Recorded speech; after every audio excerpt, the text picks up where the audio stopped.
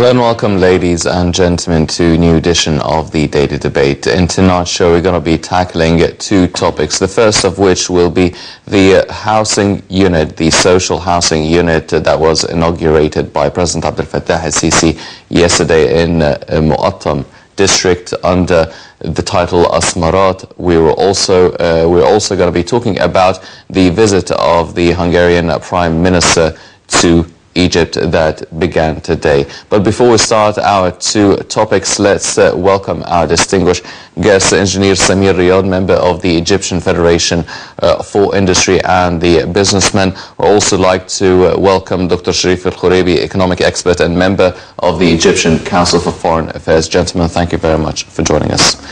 Ladies and gentlemen, before we start our debate and our discussion, let's check out this report regarding President Abdel Fattah al-Sisi inaugurating the social housing unit Asmarat in Mu'attam yesterday, and we'll be right back.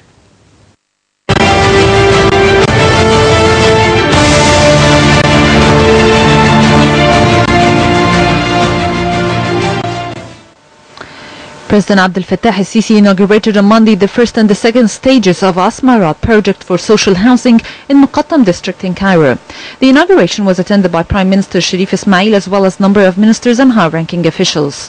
The president gave an address speech vowing to end the rural area and informal housing problems in 2 years, stressing that the Long Egypt Fund was created with an aim of funding such as national projects. In the 2 stages of the project, 10,000 housing units were built for disadvantaged citizens at a cost of £1 billion. The third phase of the project is yet to start shortly. Prime Minister Sherif also addressed the attendance, stressing that Asmarat projects reflect the priorities that state gives to low-income brackets who were forced to live in rural areas or in former houses. He added that the Asmarat project is built on 126 faddans and include all services needed. The Premier noted that the project was carried out by the Slums Development and Long Life Egypt funds. The Premier pointed out that the Armed Forces Engineering Authority carried out the development of 46 rural areas in Cairo and Giza in cooperation with Egypt Banks Union and Slums Development Fund. He added that development and projects would be useless unless the citizens feel the outcome of the work and the increase of gross rates. Minister of Housing Mustafa Madbouli on his part said there is a plan to end the rural areas in Egypt in 2 years. He added that 14 out of 24 areas are yet to be dealt with in Cairo. Head of the Armed Forces Engineering Authority, Major General Kamil al-Wazir, said that dealing with slums is one of the most serious challenges facing Egypt, referring to social, economic and security threats posed by those areas. During his speech, President al-Sisi also touched on the incident that occurred in a village of Upper Egypt in which an Egyptian woman was humiliated. The president said that all Egyptians rejected and refuted such an heinous act and vowed to bring perpetrators to justice, asserting that all Egyptian women, regardless of their religion, should be respected.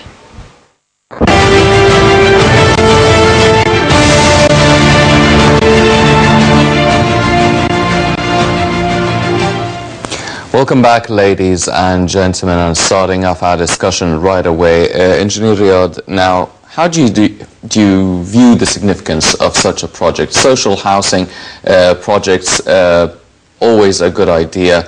I don't know if this could be considered one of the mega projects that the President has embarked since he took office, or not as mega as the previous one, the administrative capital and the expansion of the Suez Canal.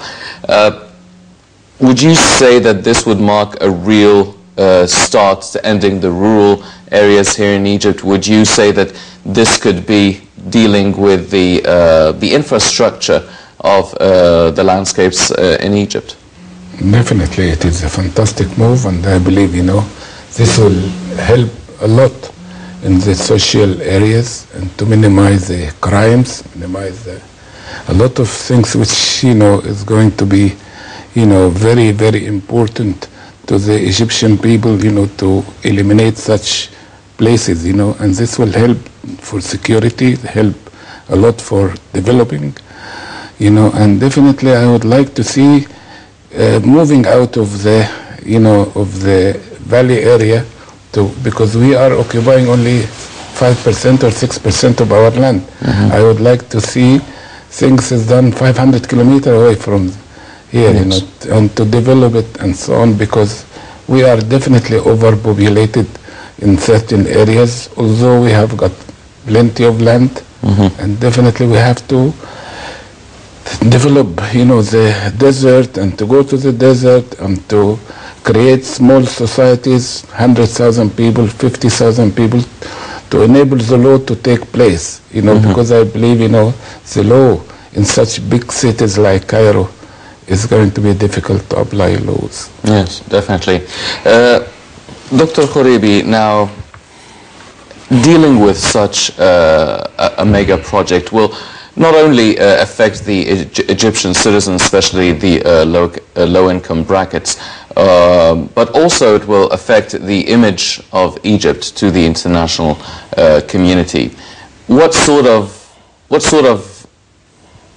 image or impression do you think such projects will have, and will they go as planned, as everyone is enthusiastic about it now? Do you feel that it will be a smooth transition, transporting and transferring all the families living in the rural areas, informal housings, the slums, into this social housing project? Okay, first of all, when we mention informal houses, it is, you can say, something not good can reach to be like a scandal.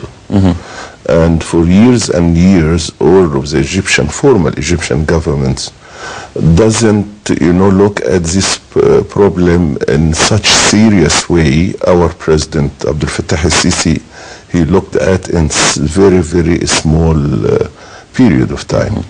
If we look at this project as a startup or as a launching for the first phase of rehabilitating people living in informal areas to be, living in human areas like Asmarat blocks, I think it is a very great movement, and it is not only about the image of Egypt, it is the image of the government and how our government are serious.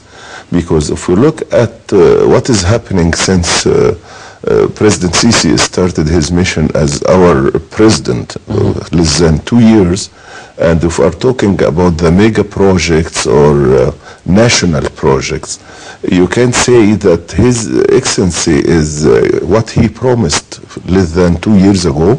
He is fulfilling in a very, very great way. And even all of us were expecting that all of these achievements should take a longer time, but it is taking already shorter time. So it's a matter of people to look at us again as we have a serious government, we have a serious president. What is remaining is people to look at Egypt to see that we have a serious citizens, because the movement of His Excellency and his team, I think it's great, and not only in housing. We have witnessed the mega agriculture project, 1.5 million Faddan, which is infrastructure for 1/3, it's 400,000 Faddan is already, it has been done in 7 months. Also, we witnessed the giant project in the Suez Canal, the new Suez Canal, and the East Port Said new canal, and which it will make this area to be the #1 logistic area worldwide. Also, we have witnessed the development of western side of Egypt in Marsa Matruh, and there is many projects which is already taking place over there. So the good thing which it happened since President Sisi is in power is he is not concentrating on the capital or the surrounding area. No, he is now looking at all sides of our country. It means there is horizontal development. Also, he is looking at all sectors. If we look at infrastructure, we witnessed the bridges, the roads, the electricity, the water, and agriculture, as I have mentioned just now, about 1.5 million Faddan. Also in industrial sector, so sectorial, which is vertical, and also geographical, which is horizontal development everywhere. What was remaining is only this problem of informal houses, which he promised that it will be sorted out in the main areas, not 100% of this, because I don't want someone to come after 2 years, someone, the president says that he's going to, no, he said it was clear that he's going to solve the informal houses in the main areas within 2 years. After that, I think everything will be fine. Yes. Well, Engineer Riyadh, if this is not going to solve the problem of the 100% of all the rural areas and the informal housing, if we will solve this part of it in 2 years' time, what is the fate of the remaining rural areas and informal housings all over the country, not just the main areas or the main capitals and governorates? I believe,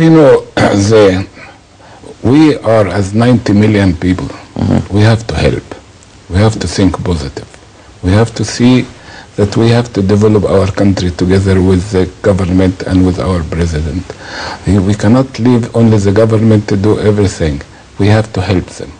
We have to create societies which they are, there is a lot of development in it, industrial-wise, agriculture-wise, education-wise.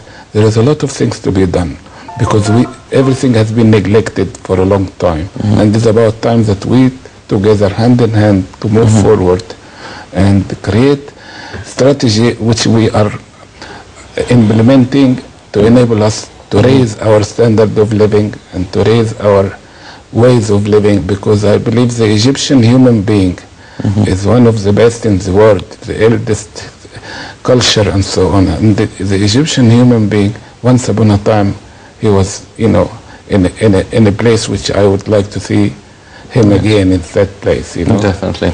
Well, the president inaugurated the first and second stages of this project, and we are still yet to start the third phase. Can you shed any light on these phases? What did we already do other than the building, and what is the third phase that we're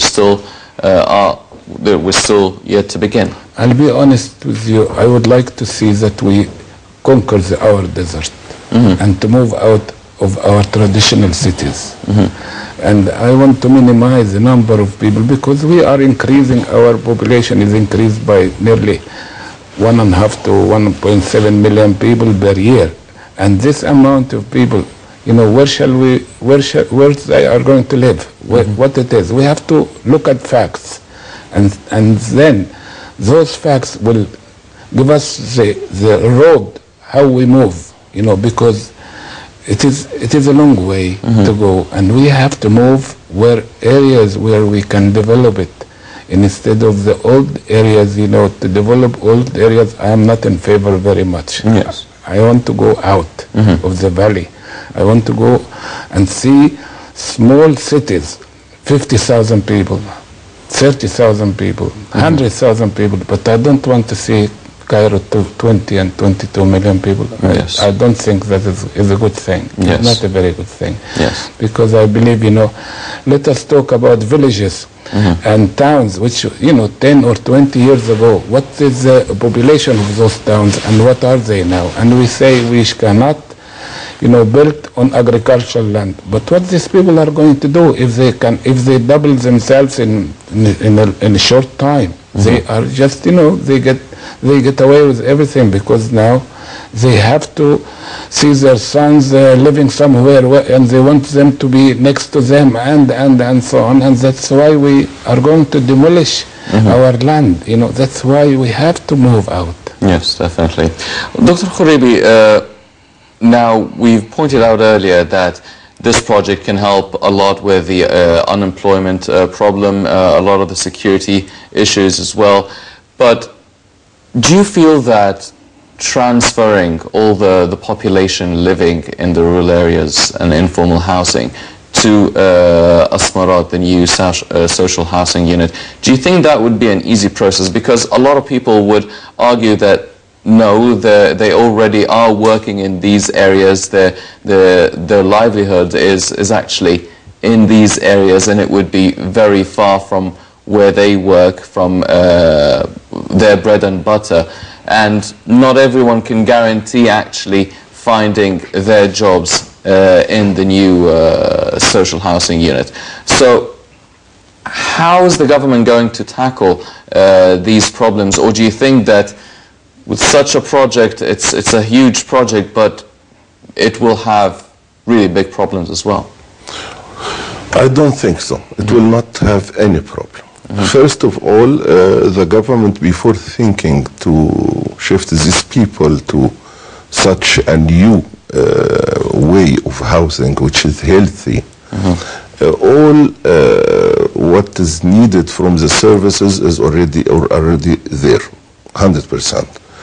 Shopping area, shops if someone who want to make a workshop or whatever, so it is already there. Number two, this area is already linked with all areas of Cairo by all ways of transportation. We started now with buses.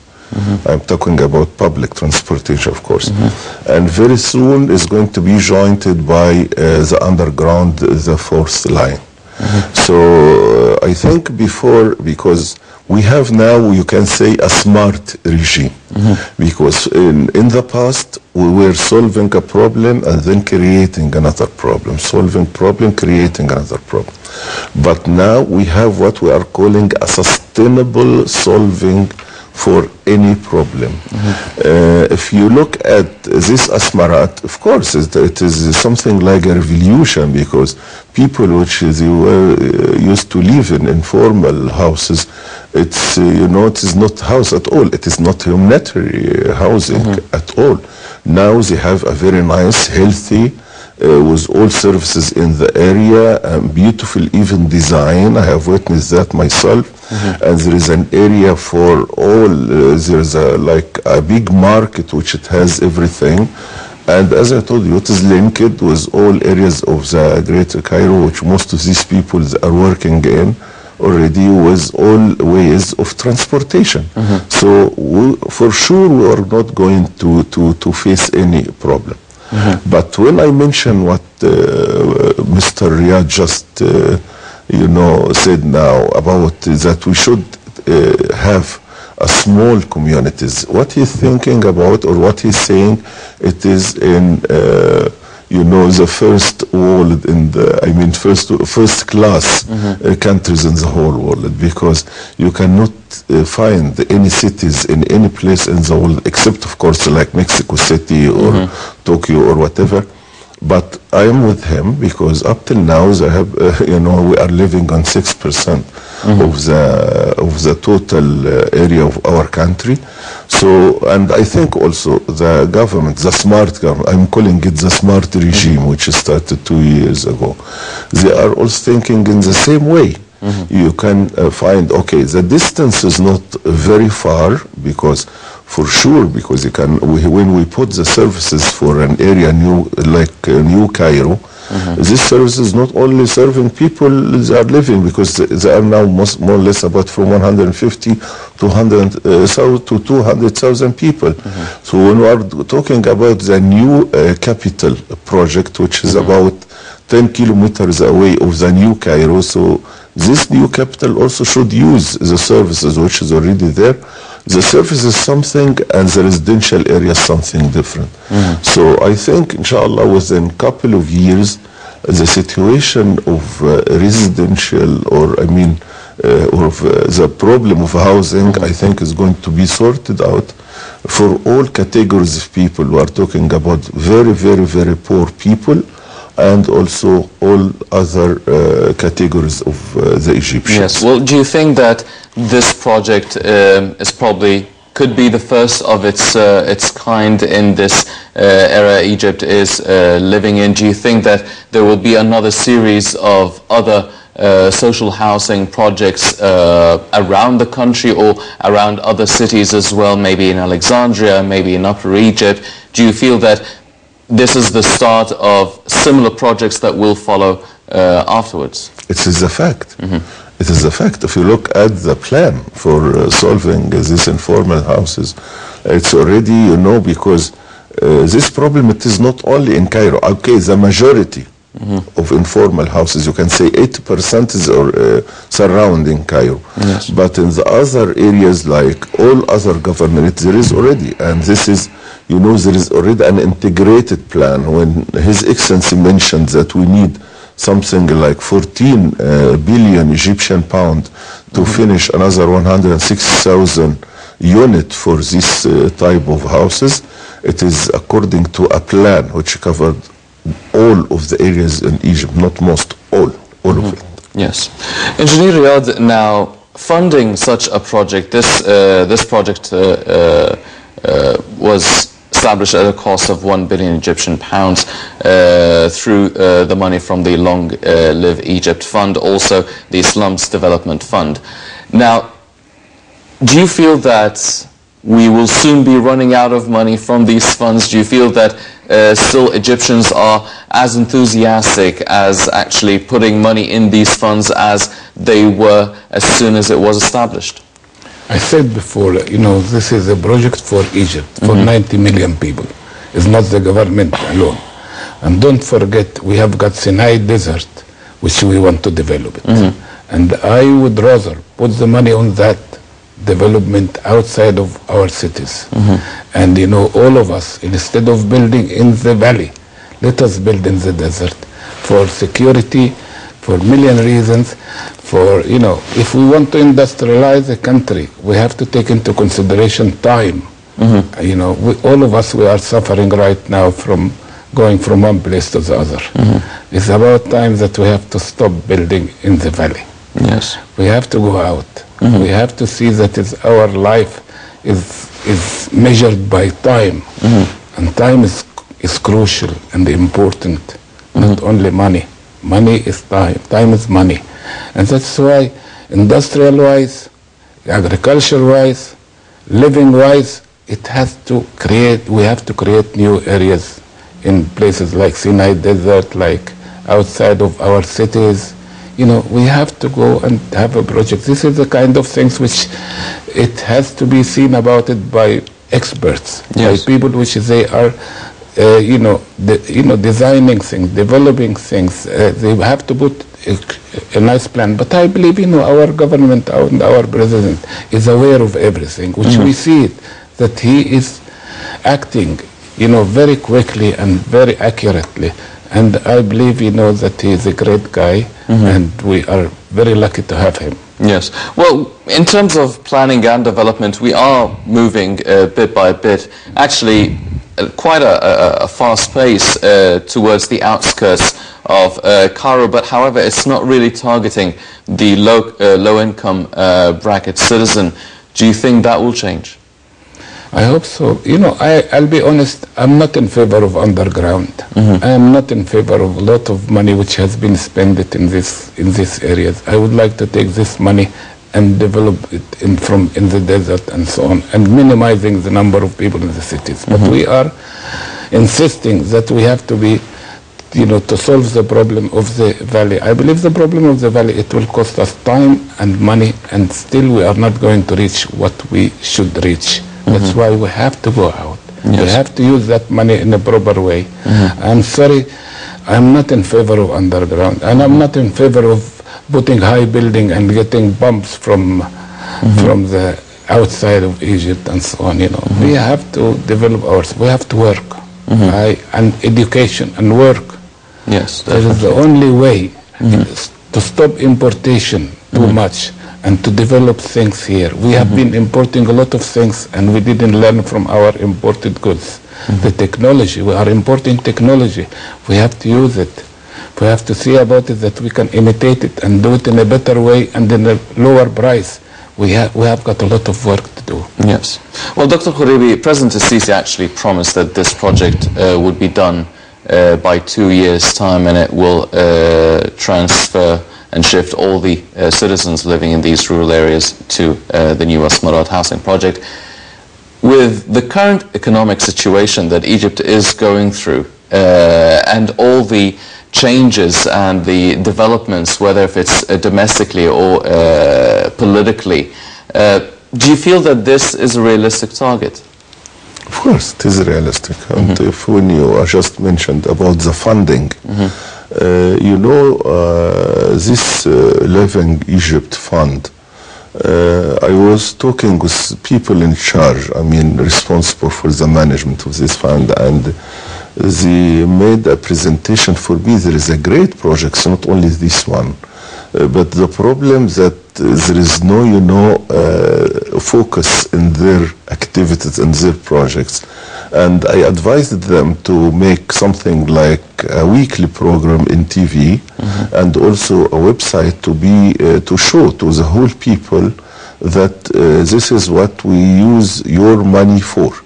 So when you convince people that this fund is doing such serious projects and is helping, you know, people, all type of people, like what our Prime Minister mentioned in his speech today, starting from these people which are under poverty line.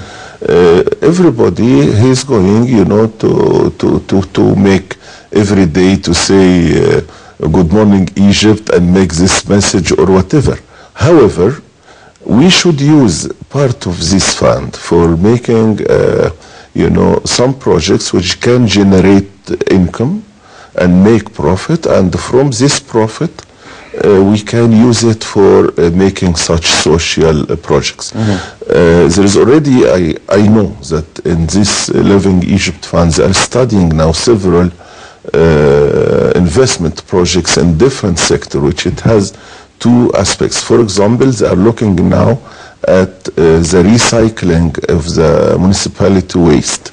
These projects is very, very profitable, and we are managing, I mean, the old regime, not now. They are managing it in a very, very poor way and not modern. And there is already a modern way which we can make something like 30% IRR, internal rate of return. Yes. And when you reach to such a good profit percentage, it means you can generate good income, and you use this income, because no fund in any place in the world depend only on donation.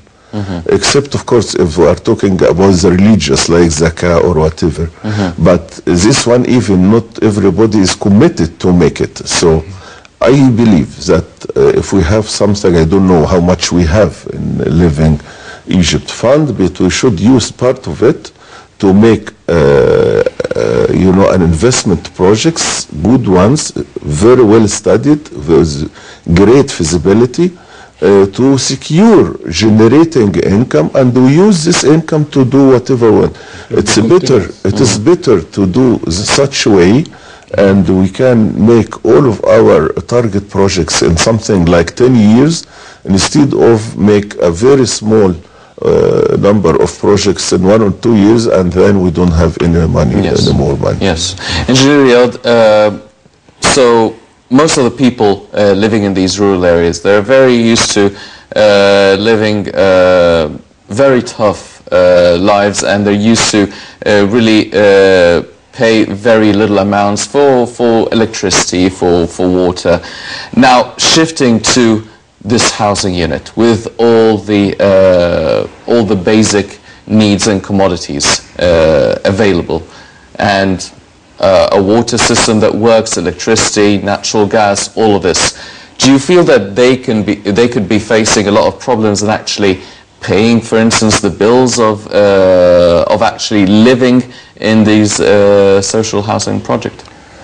We have to identify their jobs and to try to help them to raise their standard of living. We are trying to raise their standard of living by introducing them in better housing. But we have to look at it as well. What is their jobs? Where are they?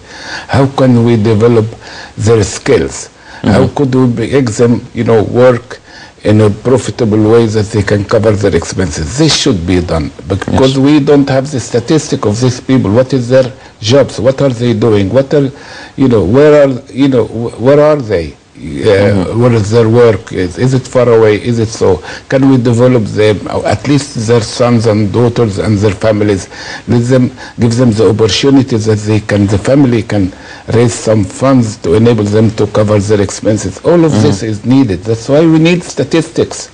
We cannot talk generally. We have to go into individuals. We have to care about the individual and to look at him and to help him and to give him advices and to develop his skills to enable him as well to cover his expenses. And so we don't do that, with all respect. Yes. We are generalizing things. We are doing this. It's about time that we have to go into details of the details. Yes. To enable us to do a better job.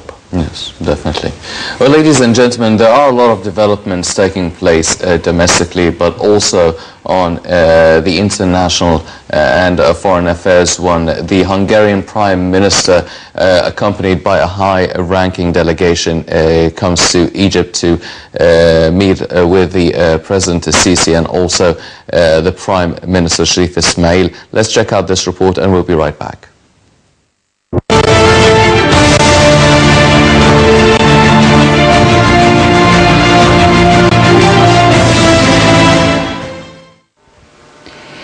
Egypt and Hungary have enjoyed historically strong relations throughout their rich histories, and there are several important milestones that will be described thereafter that prove the existence of the connections and relations between these two friendly peoples in all walks of life.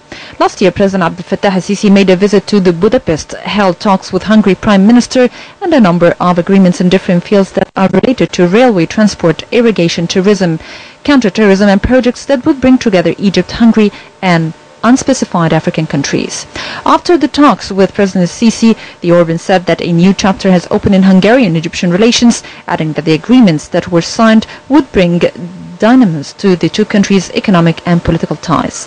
At a joint conference, Orban said that Egypt and Hungary economic networks of ties had survived all types of political regime, and Hungary's presence in the country had always been strong, mentioning especially military cooperation.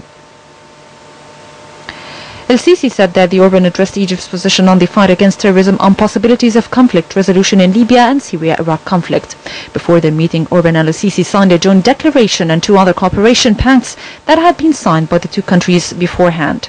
Addressing a business forum organized by the Hungarian National Trading House later in the day, Orban said Hungary was interested to see Egypt succeed. President Sisi told the forum that after 4 years of instability, Egypt has embarked on the path of growth. He asked Hungarian companies and investors to contribute to the process. On his part, Foreign Minister said that the institutional background was available to take Hungarian-Egyptian business and trade relations to a new level. He said that Hungary opened a trading house in Egypt in 2014, as a result of which Hungarian exports to Egypt jumped by 88.3% in January to March 2015, adding that bilateral trade between the countries rose by 67.6%. Ashan Salmans, Egypt's Minister of Investment, told the forum that his country builds the economy on 3 pillars and that Egypt is increasing its free trade relations and its consumer markets are growing.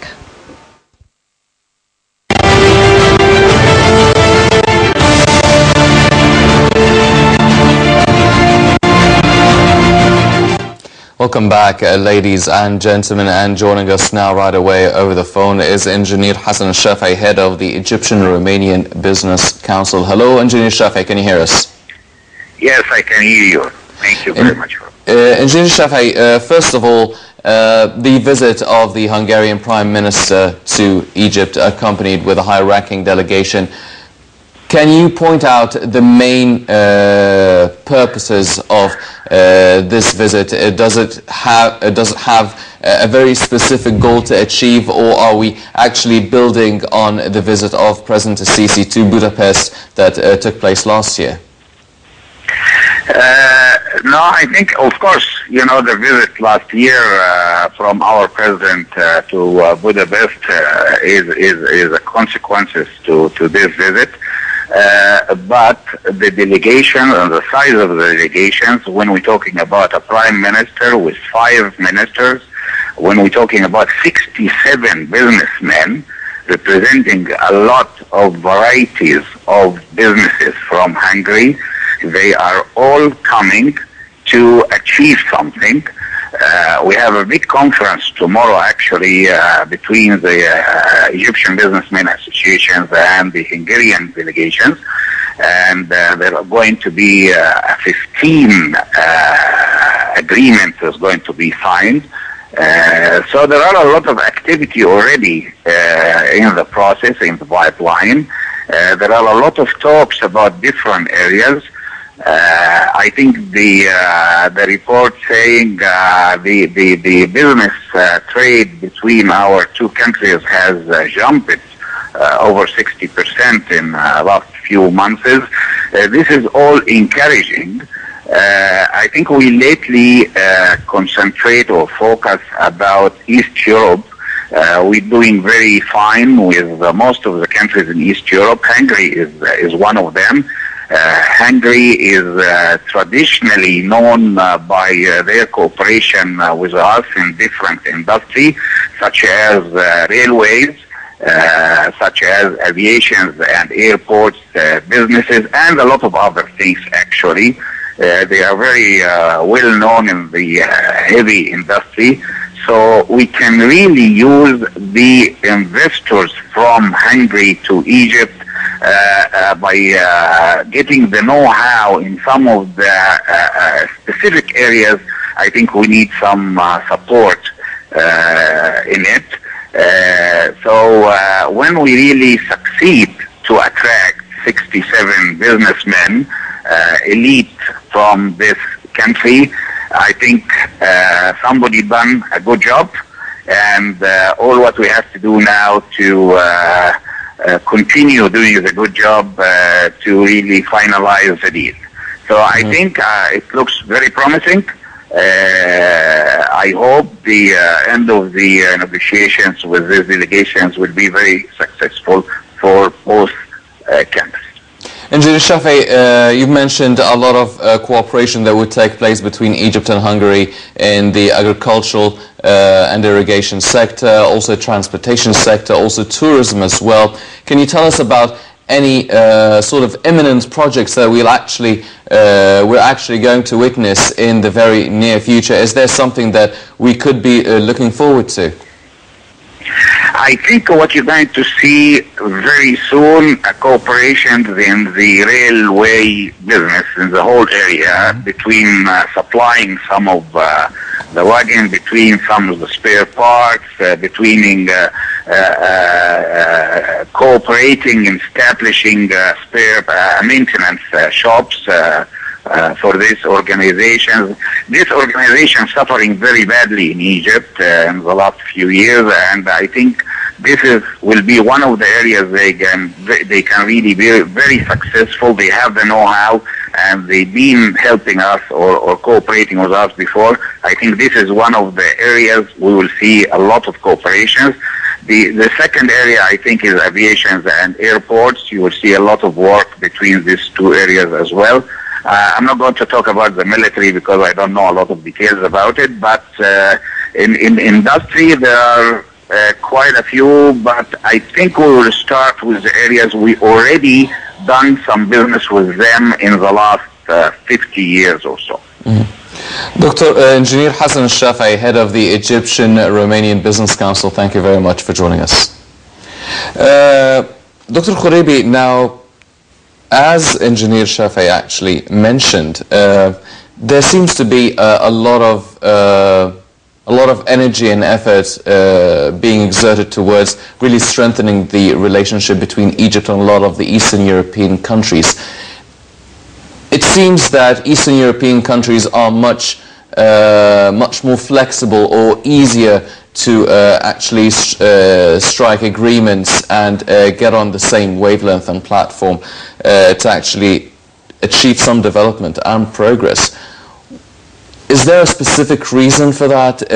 And if not so, why didn't that happen a lot earlier? Okay, if we are talking about Hungary, Hungary is member in EU, so it is not belonging to East European, it's belonging to EU community. It means what? It means that, you know, Egypt and the EU, they have an agreement which is a partnership agreement since 2009. According to this agreement, all of the Egyptian products go into European Union market tax-free without paying any customs. And up till now, we didn't use this agreement because we don't use, I mean, you can say we are you are using it something like 2% of what we were expecting, because our products, it doesn't, most of it reach to the requirements of the European citizens. So when we are talking about Hungary, especially Hungary, beside what Engineer Shafi mentioned, we know that Hungary is very, very advanced in producing agriculture equipment and something like tractors, like harvesting machines, like whatever. And we know that we are going now to 1.5 million Faddan project, and most of it, it's a new area, so it needs such equipment, because we are going to use what we can say the mass production tools or method in such project. So all of this, it needs agriculture equipment, and Hungary is very, very advanced in this sector. Beside that, he talked about the railway, which of course Hungary is very advanced in such sector as well.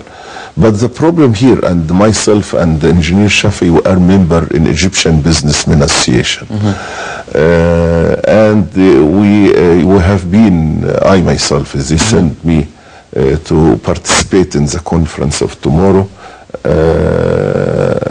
And they said that there is a conference attended by the Hungarian Prime Minister and our President, and the Prime Minister of Hungary is accompanied with the 65 businessmen and whatever. I think since we know this information a long time ago, it's a matter of about from more than 30 days. Why not since all of this time, I don't know the specialities of these businessmen. They are coming.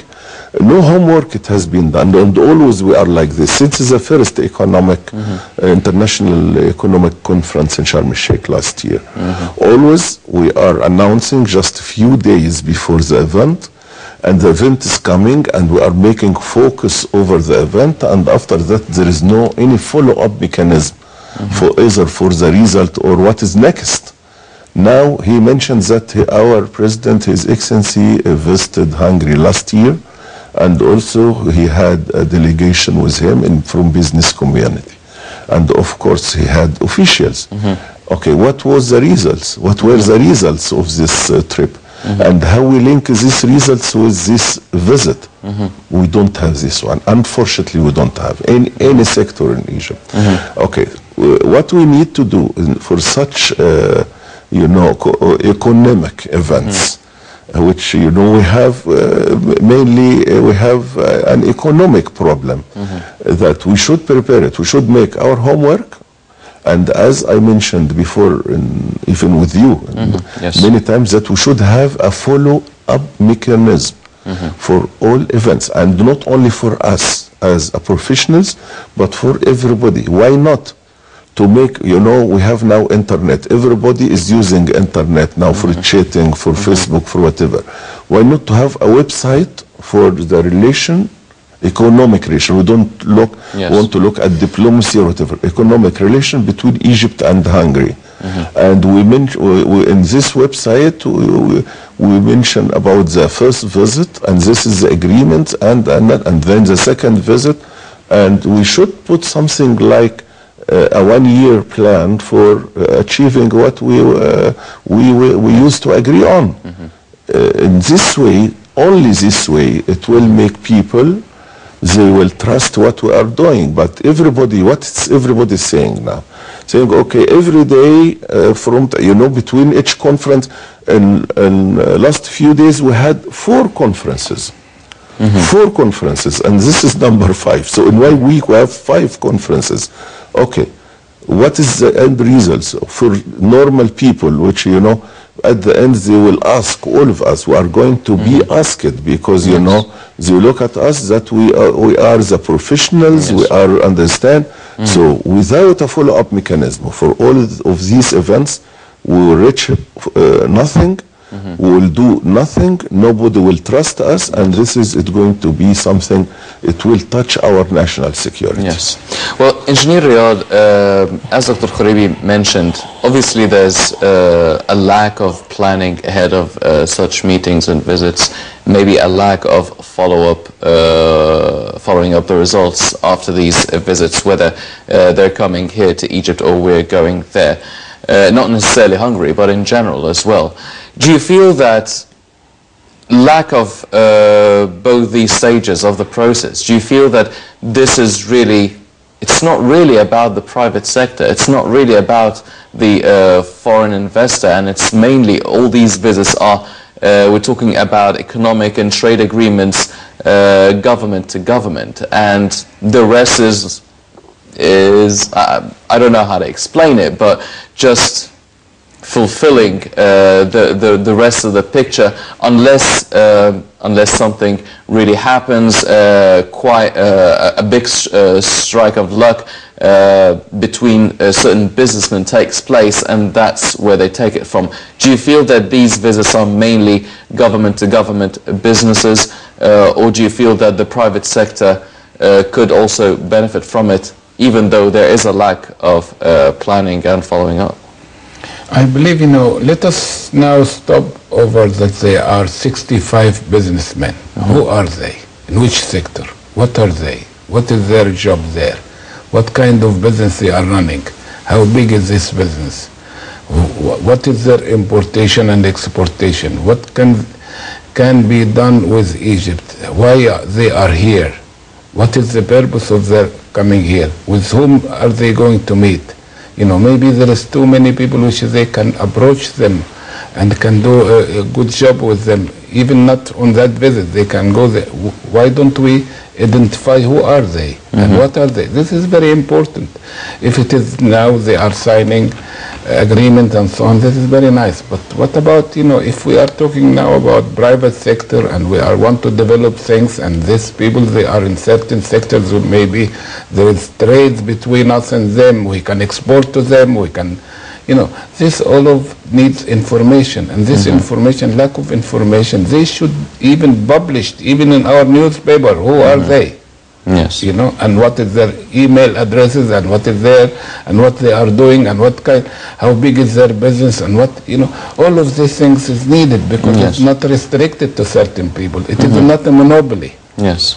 Well, Engineer Riyadh, do you feel that we've been talking about this issue for so long, the investment law, and actually how big of a problem it is to actually attract the foreign investor here in Egypt? Do you feel that such a problem still existing will always be an obstacle to attracting foreign investors here? Do you feel that when it's a government-to-government agreement or contract, do you feel that the investment law doesn't really apply? We have to change a lot of our thinking, our approaches, our way of, doing business. We have to develop it much better. Businessmen in Egypt in general, they have to achieve a lot of things, their approaches to things has to change. Yes. We cannot live like this, the real businessmen, yes, we need it. Yes, definitely. There is a lot of things, and the criticism and so on, we have to stop. We have to imitate people. Let us not, invent things. Let us see what the other businessmen and people are doing around the world. What if such a delegation is coming? What is going to be done? What kind of information should be introduced? Who can meet them? We cannot deprive, the whole nation from the right to activate and to deal with it. It's not going to be restricted to certain people. This should be done. There is a lot of we have to be a little bit generous. Well, ladies and gentlemen, definitely a lot of developments taking place in Egypt now. The inauguration of the first and second stages of the social housing units, Asmarat in Mu'attam district. Hopefully this problem of the rural housing will be solved within 2 years. Definitely not on 100% of it, but at least something needs to be done, and we need to start at some point. Also, the visit of the Hungarian Prime Minister with his ministers and 65 businessmen to Egypt. Hopefully this could we could yield some results and some projects afterwards. And before we go, I'd like to thank our very distinguished guest, Dr. Sherif Khoreiby, the economic expert and member of the Egyptian Council for Foreign Affairs. I'd also like to thank very much Engineer Samir Riyadh, member of the Egyptian Federation for Industry and the renowned businessman. Gentlemen, thank you very much for joining us this evening. Ladies and gentlemen, please stay tuned for more coming up on Nile International. I'm Hani Saif. Thank you for joining us.